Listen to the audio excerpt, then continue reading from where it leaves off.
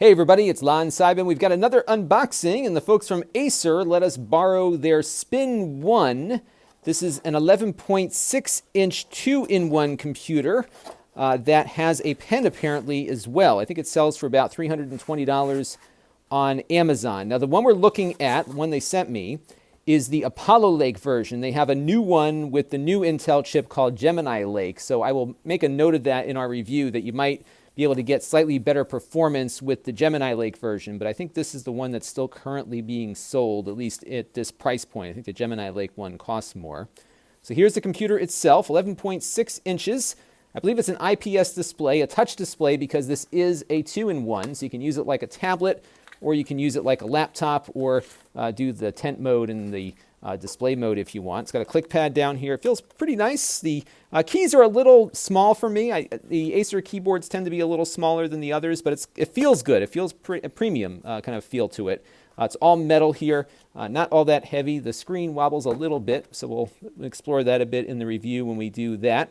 We'll have the full review, by the way, up on my main channel at lon.tv. So let's take a quick look at the ports on here. This looks like a fanless device because it does run with those Apollo Lake chips. HDMI out, USB 3 right here. You've got a micro SD card slot. That'll be helpful because it only has 32 gigabytes of onboard storage, which I know is an issue with a lot of folks. Over here, you've got a USB 2.0 port, a combo headphone microphone jack, volume, and the speaker rocker over there. I don't believe these are upgradable, so what you get is what you get with that. And we'll check and see in the full review if you can update the storage at least. Maybe you can put in a new SSD or something. So this is the active stylus, and you know it's active because it says so on the box. And let's open this up here. Whoops, there it goes.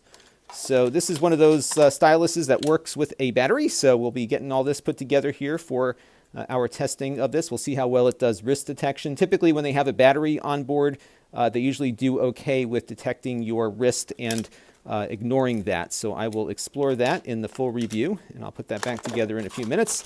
And then here is the tiny little power cable that goes with it for plugging it into the wall. So what we're going to do now is get our usual barrage of testing done on this thing, and in a few days you will see a review of this on my main channel at lon.tv, so stay tuned. This channel is brought to you by the lon.tv supporters, including gold level supporters Chris Allegretta, Tom Albrecht, Bill Reiner, and Kalyan Kumar. If you want to help the channel, you can by contributing as little as $1 a month.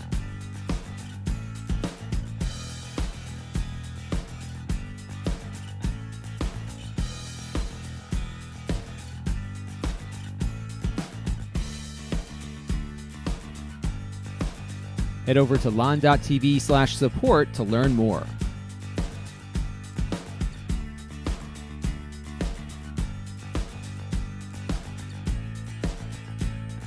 And don't forget to subscribe. Visit lon.tv/s.